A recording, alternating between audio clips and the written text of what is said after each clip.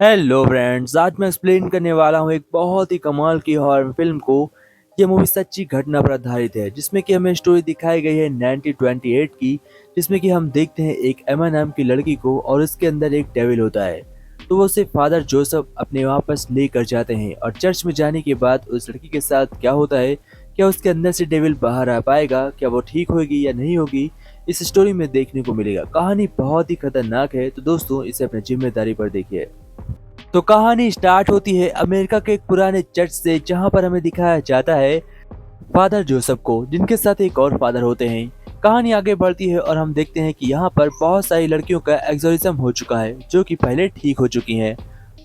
हाल ही में father Joseph को एक और नया केस मिलता है और यह केस इतना खतरनाक था कि कोई भी चर्च इस केस को लेने के लिए तैयार नहीं था, क्योंकि इस लड़की के अंदर कोई आत्मा नहीं बल्कि एक डेविल था और उसे बाहर निकालना बहुत ही मुश्किल काम है। फादर जोसेफ इस केस को बहुत ही सोच समझ कर लेने वाले थे। पहले तो वो इस केस के बारे में अच्छे तरीके से जांच करते हैं, ताकि यह रियल तो है, कोई फेक तो नहीं। और उसके बाद उन्हें उस लड़की का नाम, पता, एड्रेस सब कुछ लेने के बाद उसे पता चलता है कि एमा एक बहुत ही अच्छी लड़की है। उसने कभी किसी के साथ कुछ भी गलत नहीं किया, तो उसके साथ गलत नहीं होना चाहिए। फादर जोसेफ हाँ करते हैं और कहते हैं उस लड़की को भेज दिया जाए, जिसकी वजह से अब इनके पास वो लड़की आने वाली है जिसका नाम एमा है और उसके अंदर एक डेविल है। हमें दिखाया जाता है रात के 12 बजे ठीक गाड़ी से एक लड़की आती है जिसके अंदर डेविल घुसा हुआ है। हम देखते हैं फादर के कहने पर सिस्टर एना और उसकी साथियां मिलकर उस लड़की को उसके कमरे तक पहुंचा देती हैं। इसके बाद हमें दिखाया जाता है इस चर्च के सबसे बड़े फादर, जो फादर जोसेफ से कहते हैं कि यह केस इतना आसान नहीं होने वाला है। तुमने यह केस किसके कहने पर लिया? क्या तुम इस केस के काबिल हो? फादर जोसेफ कहते हैं कि मुझे कुछ भी नहीं पता, मैं कुछ भी करके उस लड़की को ठीक करना चाहता हूँ, आप मेरी मदद करें। अब हमें दिखाया जाता है उस लड़की एमा को। एमा बहुत ही शांत और सीधी लड़की होती है, वह चुपचाप बेड पर बैठी होती है, लेकिन जैसे ही फादर उसके पास आते हैं वह उन्हें अजीब ढंग से घूरने लगती है। इसके बाद हमें दिखाया जाता है कि एमा गुजारिश करती है फादर से कि मुझे इस चर्च को देखना है। वो फादर के साथ इस चर्च में घूमती है। उसके बाद सब कुछ देखने के बाद वापस बेड पर आकर लेट जाती है। अब फादर जोसेफ फादर से कहते हैं कि मुझे नहीं लगता कि इसके अंदर कोई डेविल घुसा हुआ है, क्योंकि ये देखने से बिल्कुल ठीक लग रही है। तब बड़े फादर उससे कहते हैं कि जो जैसा दिखता है वैसा होता नहीं, इसके अंदर एक बहुत ही खतरनाक शैतान है। वह चर्च में इसलिए घूम रहा था ताकि वह चर्च की कमियों को अच्छी तरीके से देख सके और उसके बाद सभी पर काबू पा सके। तुम उसके चक्कर में मत पड़ो, आगे क्या होने वाला है मुझे पता है। अब हम देखते हैं एक्सोर्सिज्म का फर्स्ट डे, जहाँ पर हमें दिखाया जाता है कि एमा की बॉडी को परवाली बोतल को छिड़क कर आगे की प्रेयर शुरू करी जाती है। एक्सोर्सिज्म स्टार्ट करते ही हम देखते हैं कि एमा का रंग बदलने लगता है और उसे बहुत ज्यादा गुस्सा आने लगता है। धीमे धीमे उसके फेस का इंप्रेशन चेंज होने लगता है। फादर यह देखकर घबरा जाता है और एक्सोर्सिज्म को बीच में ही रोक देता है।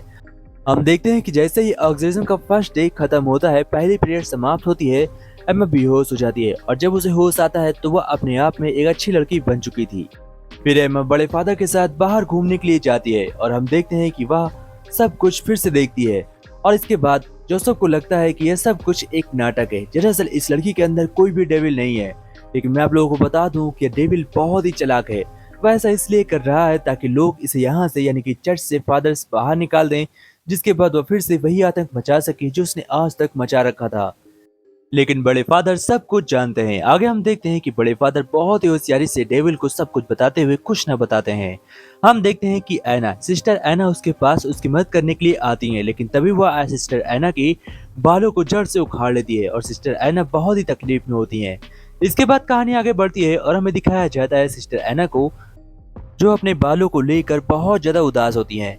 आगे हम देखते हैं सिस्टर एना जब उदास बैठी होती हैं तो उनके पास फादर जोसेफ आते हैं और उन्हें समझाते हैं कि आखिर में हमें लग रहा है कि वह लड़की नाटक कर रही है।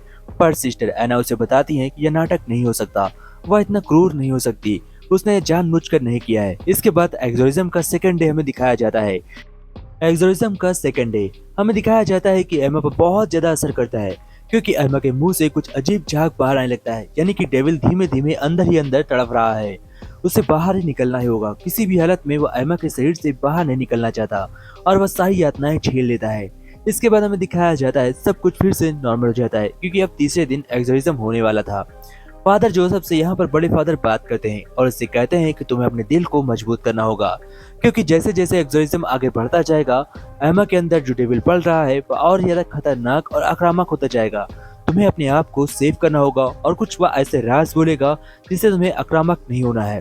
आज हमें 5वां दिन एक्सोर्सिज्म का दिखाया जाता है, जिसमें कि हम देखते हैं एमा बहुत ही खतरनाक तरीके से सभी के ऊपर अटैक करती है और वह सभी से कहती है कि मैं तुम सभी को जान से मार दूंगी।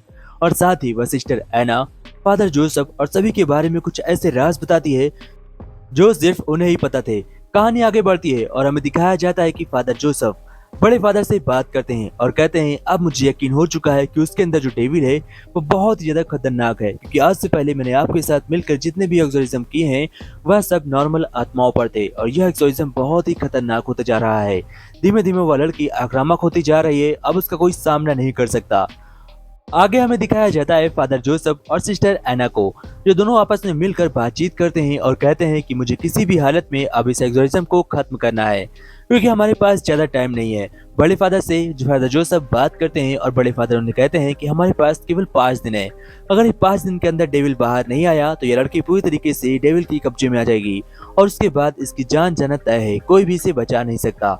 तो अब एक्सोर्सिज्म जल्दी जल्दी होने वाला था, जैसे कि हर डे होने के बजाय हर 5 घंटे पर। तो पहले 5 घंटे पर जो एक्सोर्सिज्म होता है उसमें हमें दिखाया जाता है कि एमा अपनी सारी हदें प्यार करने लगती है। अब धीमे धीमे वो अपनी शक्तियों का प्रयोग करने लगती है, जैसे कि डेविल अपनी शक्तियों से सभी के ऊपर अटैक करने लगता है। किसी को भ्रम के जाल में फंसाता है तो किसी के ऊपर डायरेक्ट अटैक करता है, जिसकी वजह से सभी घायल हो जाते हैं। फिर वह एमा के सारे कपड़े उतार कर उसे ऐसे ही लोगों के सामने घुमाने लगता है, जिसकी वजह से फादर जोसेफ एमा को देखकर अपनी अटूट श्रद्धा तोड़ दें।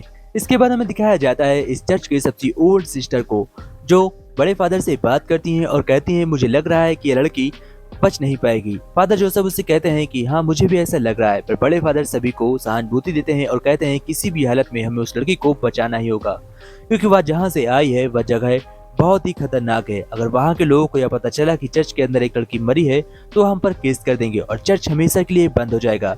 इसलिए हमें कुछ भी कर इस चर्च से इस लड़की को सेफली बाहर भेजना ही होगा, इसे ठीक करना ही होगा। हम इसी के अलावा हमारे पास कोई भी रास्ता नहीं है। फिर हम देखते हैं एक्सोर्सिज्म के टाइम को, जहां पर सिस्टर एना और जोसेफ दोनों एक साथ आमने सामने खड़े होकर एक्सोर्सिज्म की तैयारी कर रहे होते हैं।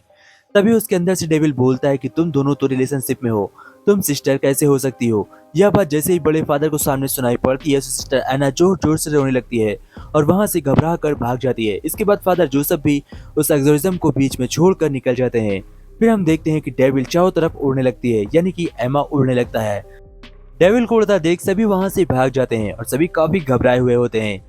हम देखते हैं फादर जोसेफ बड़े फादर के सामने जाने की हिम्मत नहीं कर सकते थे, क्योंकि आखिर की उनकी सच्चाई सबके सामने आ चुकी थी। पर बड़े फादर सभी से पहले यह कह चुके थे कि तुम लोग जो कर रहे हो वो डेविल सब कुछ जानता है, तुम्हारी असलियत वो लोगों के सामने लाएगा ताकि तुम्हारी अटूट श्रद्धा टूट जाए।